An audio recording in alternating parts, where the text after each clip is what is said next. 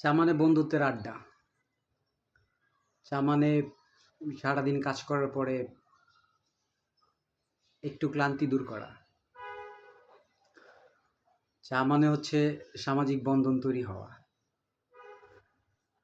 তো চায়ের সাথে আমরা এমনভাবে মিশে গেছি, চা ছাড়া আমাদের আসলে কিছু চলেই না।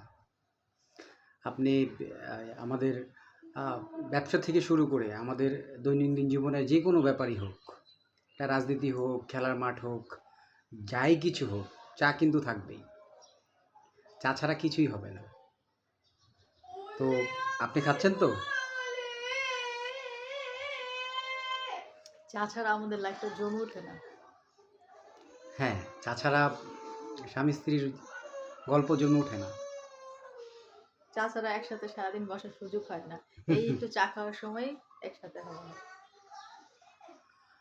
চা মানে হচ্ছে এলাকার মুরব্বিরা সব একসাথে বসে তাদের কিছু ভাব বিনিময় করা।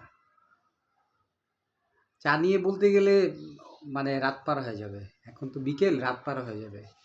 তো আজ এতটুকু।